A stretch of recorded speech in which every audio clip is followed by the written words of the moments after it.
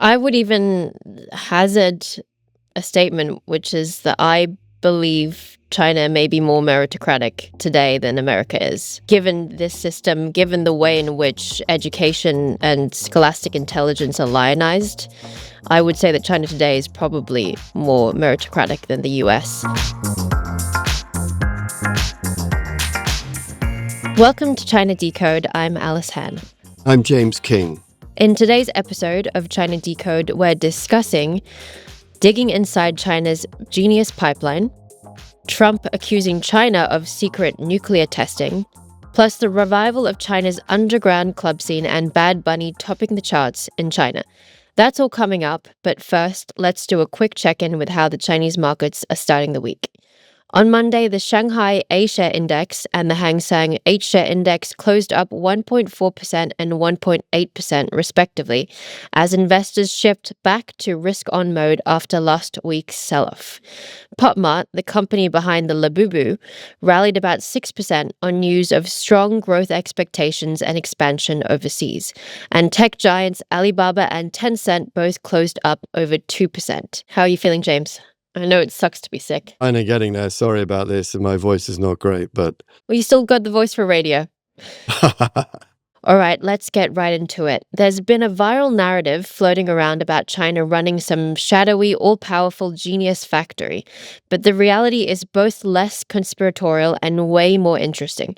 China isn't mass-producing prodigies. It's running a small, brutally selective pipeline that spots extreme talent early and pushes it fast. And a surprising number of the people behind China's biggest tech and AI companies and breakthroughs came through these genius programs. James, you've lived in China for many years. I'm sure you've met people who have been in these genius camps that can tell us a little bit about what it was like on the ground.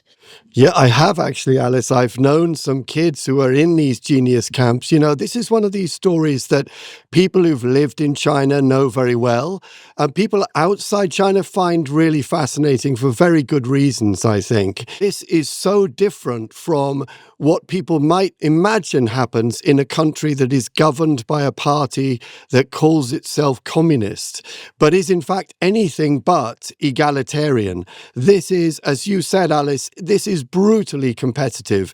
It is the very antithesis of egalitarianism. What happens in this process is that the authorities skim off the very brightest kids, and then they put them in a class with other super bright kids, and then they skim that cohort again until at the end of this process, you end up with a few classes in the very best universities full of truly genius level talent. And these genius level talent, as you've said, Alice, they all, well, most of them anyway, go on to lead some of China's extraordinary technological advances. And I think this program says a lot about what China is all about. It says a lot about what China prioritizes, what drives its people, what society's all about, and it reveals a crucial motivator of China's extraordinary success. Just to go back to my personal story, when I lived in Beijing, we had a family friend, and she lived in what's called the Hutong area of Beijing. Those are the old alleyways that sort of cluster around the Forbidden City in the center of Beijing, and families live kind of cheek by jowl. It's not a wealthy area. These were not wealthy people, but the son of our family friend, he was a truly clever boy. And at the age of 11, he was skimmed off to go into one of these genius classes. And what I remember so particularly is the fact that everybody on his street, I'm talking hundreds and hundreds of people, knew this news.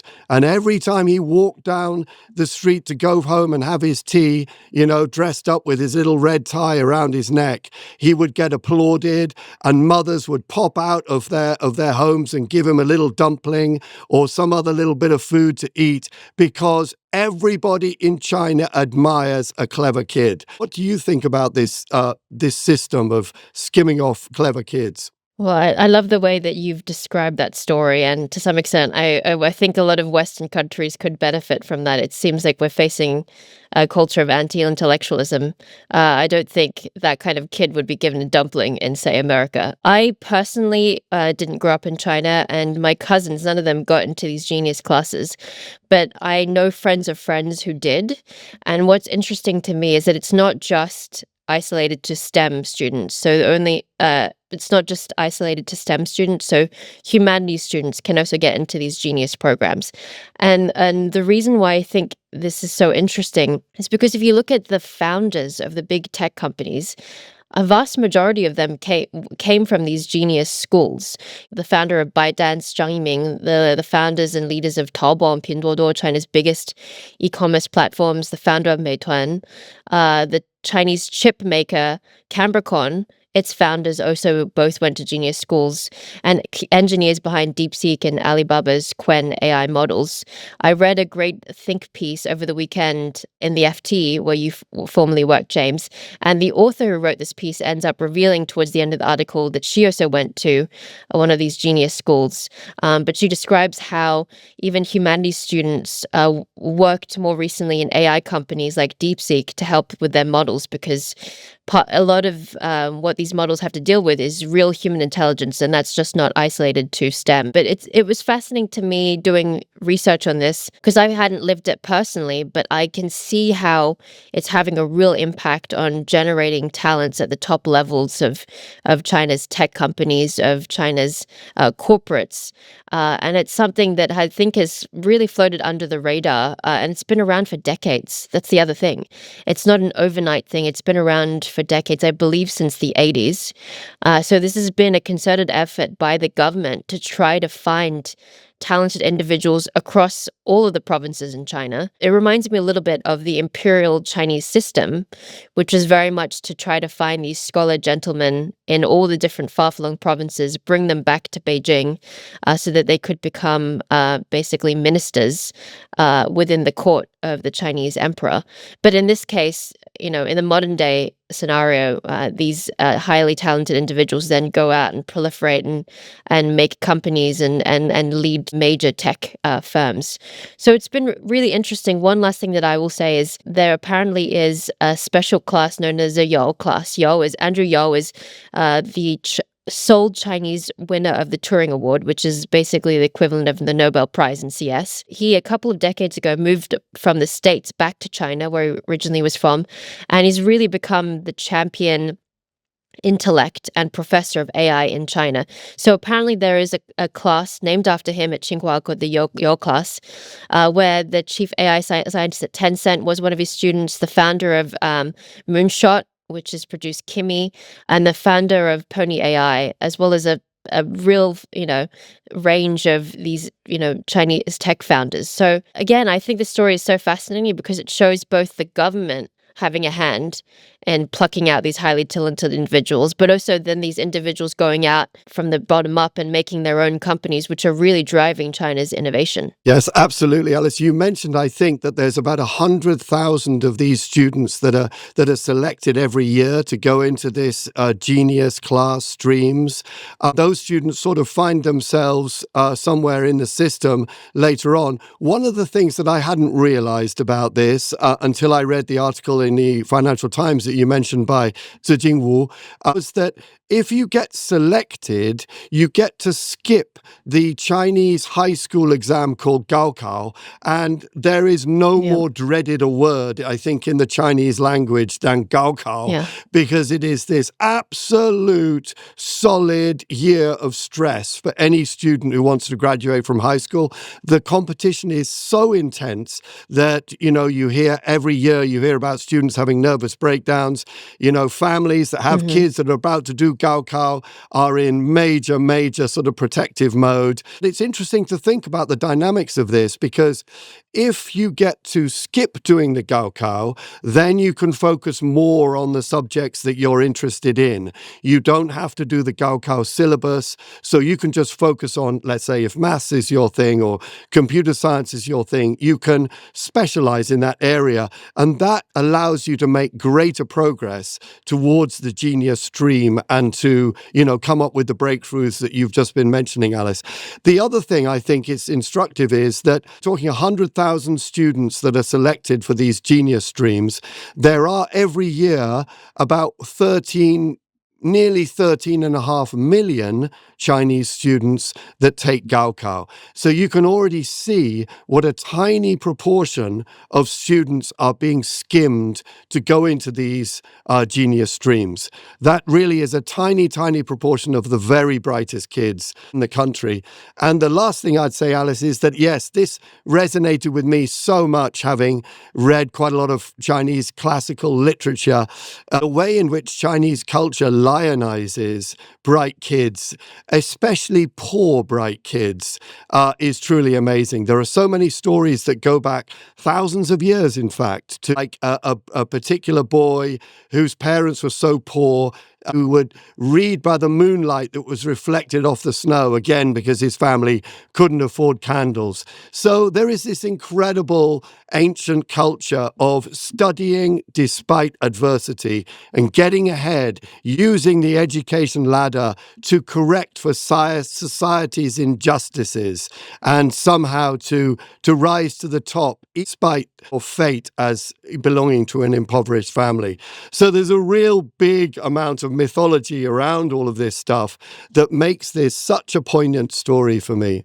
I would even hazard a statement, which is that I believe China may be more meritocratic today than America is. Given this system, given the way in which education and scholastic intelligence are lionized, I would say that China today is probably more meritocratic than the US. And one last point about the Gaokao, which you rightly mentioned, James, is that it's a system that's predicated on your score during the exam. It's unlike any other, I think, exam in the world, certainly unlike the Australian exam system I went through, or even the American system I went through as well, where in those models you have a hybridized scoring of your exam scores, your essays, your extracurricular activities. In the Chinese scenario, it really comes down to what score you get on the day of the exams. And it's also true, I think, Alice, that every Chinese person knows their Gaokao score and remembers it forevermore. Yeah. I mean, even 20 years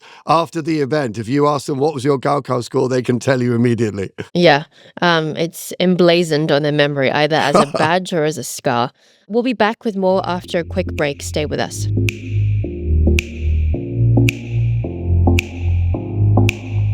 Welcome back. Big news on the nuclear front. The US is accusing China of secretly testing a nuclear weapon back in 2020. The accusation comes just as the last remaining U.S. Russia arms control treaty is expiring. With Trump pushing for a broader deal that would include both China and Russia, the global nuclear landscape is suddenly shifting very, very quickly.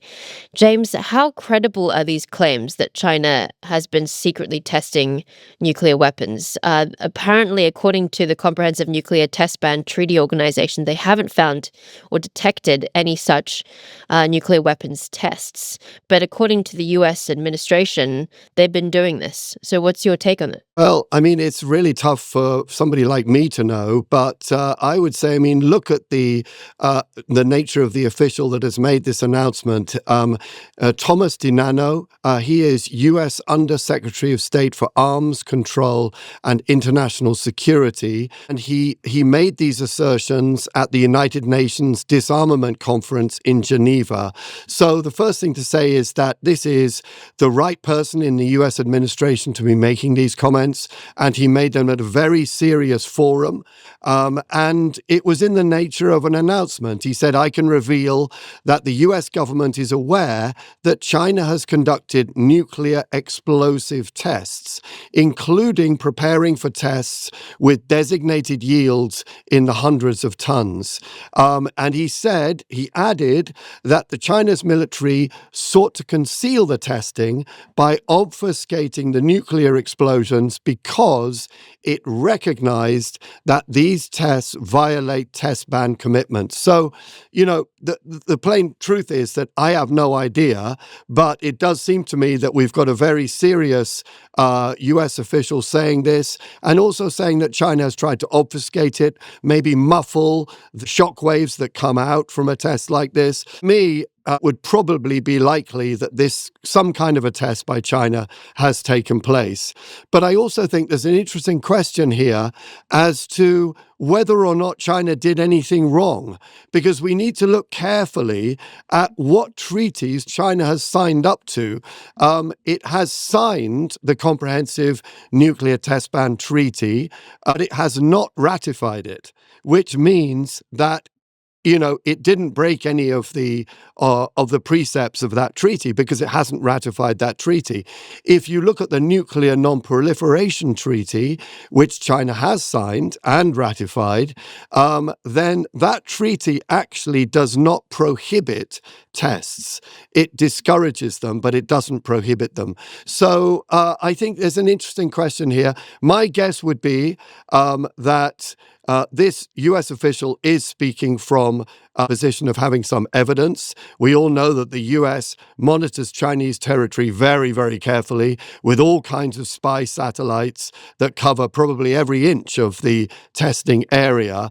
The second point is that China hasn't actually done anything wrong according to the treaties that it has signed. At least that's my take on it, Alice. What are you seeing?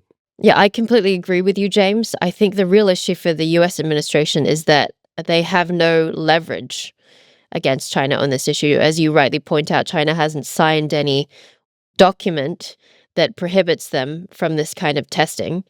And certainly there isn't a bilateral agreement like we've had in recent years between Russia and the US that also curtails China from doing these nuclear tests.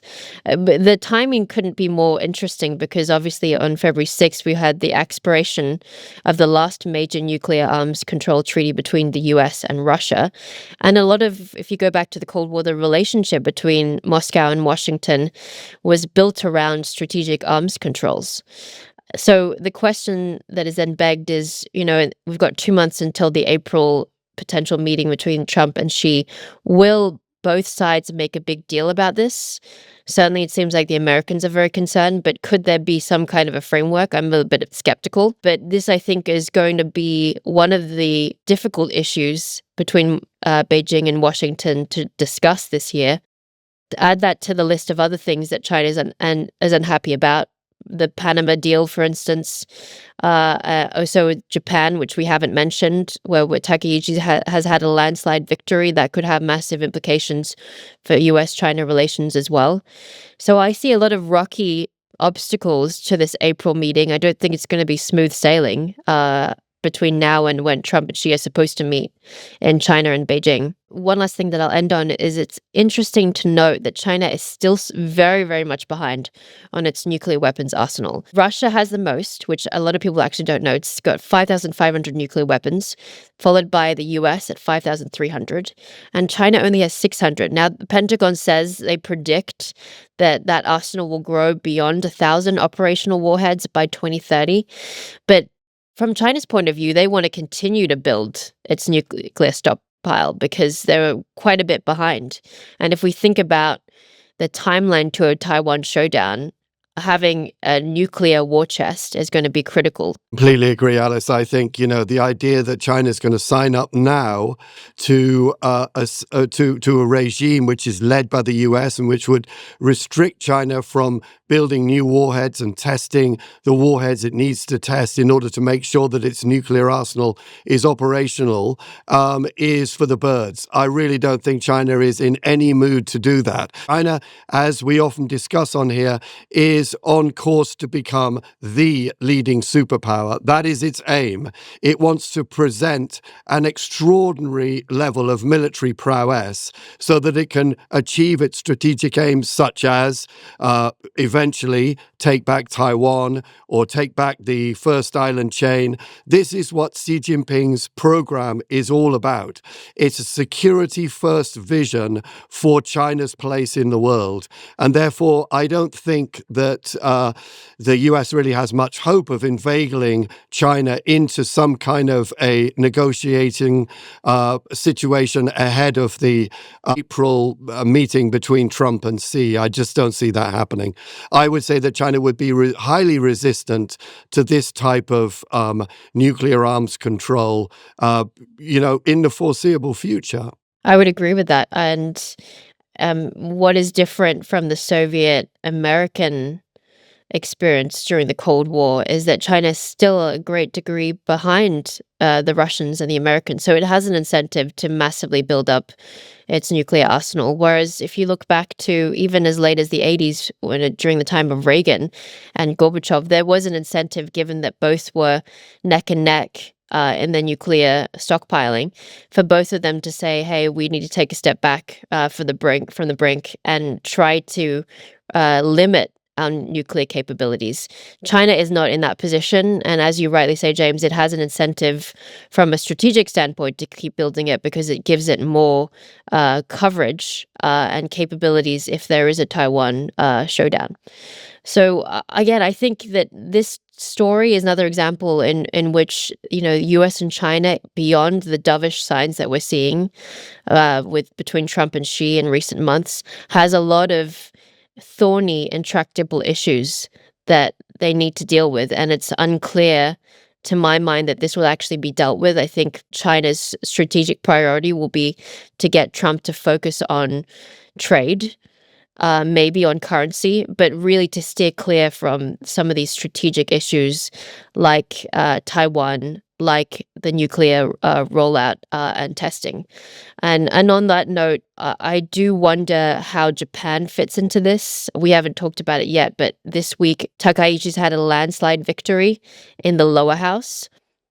I think that's going to have implications for China's policy in the region. Well, I think, first of all, that Sanai Takaichi's victory was really quite stunning. And I think it can be seen, to some extent at least, as powered by China. China's uncompromising stance towards Japan over what Takaichi said about disputed territories between China and Japan has definitely, I think, propelled some of the voters to vote for her. It's created this sense of unity among the Japanese. And of course, Japanese culture and society is famed for its sense of unity. And it seems to me that that is partly what's happened in the very, very strong vote that she has received. How that now plays out is another question. I would say this bolsters Takaichi's stance of effectively remaining unmoved by Chinese pressure. But we don't know how deep the Chinese pressure will get. We don't know whether China will deploy all kinds of other economic tools against Japan. And if that was to happen, then the pressure could build to a level at which Takaichi just simply couldn't resist it anymore. Now, if you look at Japan's constitution, they can't become a nuclear power. She would need a supermajority in both the lower and the upper house to change that. So it's unlikely that we see a nuclearized power in Japan. But what could be an issue, I think, in the coming year or two is seeing whether or not she issues verbal and even military support to Taiwan. Now, there's speculation that the U.S. is going to do more arms sales to Taiwan this year. If Japan's part of that mix, I worry that there's going to be more diplomatic and coercive pressures in the form of export restrictions from China to both Japan and the U.S. So I think we should continue to watch that. That is a real concern to my mind. Okay, let's take one last quick break. Stay with us.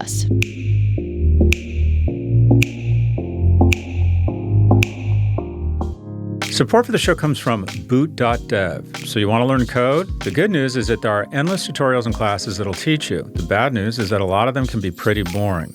And when you're bored, chances are you're not going to retain the information being thrown at you.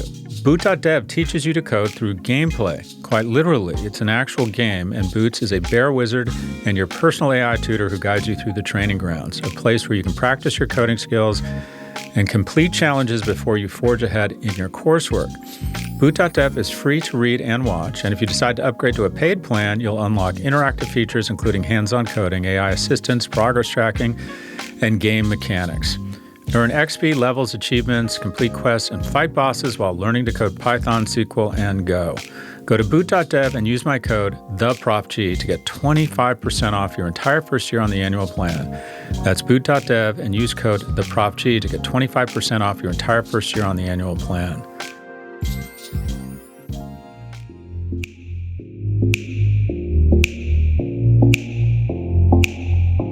Welcome back.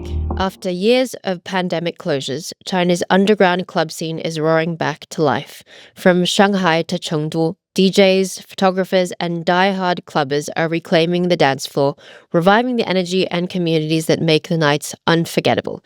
And it's not happening in a vacuum. At the same time, global music is crossing borders in new ways, whether it's Bad Bunny topping charts in China after his historic Grammy win and Super Bowl halftime show, or international sounds finding new audiences in China. There's a sense that nightlife culture is reconnecting China to the world again. James, I'm going to ask you straight out. Have you ever been to a Chinese underground club? Well, I have, but certainly not in the era of Bad Bunny. I mean, Oh, that surprises me. I have actually. I've been to quite a few Chinese underground music clubs back in the day. This is a sort of, they kind of pop up in hidden makeshift venues like abandoned air raid shelters or industrial spaces. Even way back in the 80s, actually, there was a very famous Chinese rock singer called Sui Jian. He's known as the father of Chinese rock. He used to work in the Beijing Philharmonic Orchestra, but then he picked up his electric guitar. He had a kind of Springsteen-esque kind of raspy voice, and he used to sing about how people had nothing. His most famous song was called Nothing to My Name. And I remember he sang it in Tiananmen Square to the protesting students in 1989.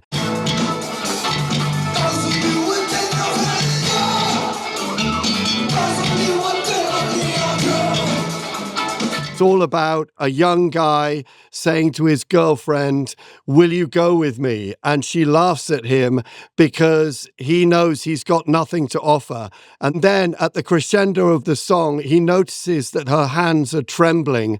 And he says to her, "Could it be that you're telling me that you love me even though I have nothing to my name?" So that was the first sort of subculture that I remember in China. But it's evolved a lot since then. And we're now in the era of Bad Bunny. So Alice, tell us all about Bad Bunny and China and what the scene is like these days.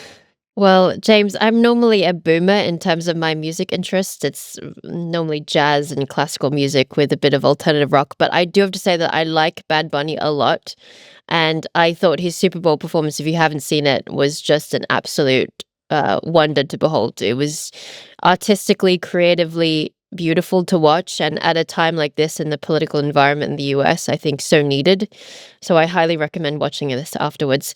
But fun fact, I was looking this up, that Bad Bunny's name in Chinese is Huai Pi Tu, which if you know Chinese means literally bad naughty bunny. And I think that's actually quite interesting. And I've seen more memes in China of Bad Bunny. His album has reached #1 on the Apple Music chart in China. So it's definitely gaining traction in China at a time where in the last year or two, we've seen a lot of big foreign musicians, whether it's Kanye or Katy Perry, going to China and doing live concerts. I believe Katy Perry recently was there in Hangzhou. I saw a lot of videos of her performing too. And we talked about it previously, James. I think part of this push is really consumer-led. The government really wants to boost the consumption related to music tourism. According to China Association of Performing Arts, for every single yuan spent on concert tickets, it generates around 5 yuan in surrounding consumption for the local city. So that's a 5x return. And at a time where China really wants to boost consumption throughout the nation, I think this can be seen as one of the pillars in which it wants to achieve this. It's been a big reversal because if you recall, really from 2020, I would say, to 2024, there was a real slowdown and even clampdown on Chinese music concerts and the underground music scene. I'll give you an example. I see Michael Pettis, who's a well-known China economist and expert, quite regularly in China. I remember just after COVID, I think around 2023, seeing him in his Beijing hutong, and he said that unfortunately the underground scene, which he's really involved in, the music scene, has pretty much died. He said prior to that, Beijing was one of the most dynamic underground rock scenes around the world, which is part of why he funds underground rock artists. And he's got his own label, I believe, still in China. So he's a very, very cool bloke. But last year when I saw him, he was saying that a club that he's involved with has just started up again. And that even though they're not going back to the heydays of Beijing rock, things are starting to improve and come back to life again.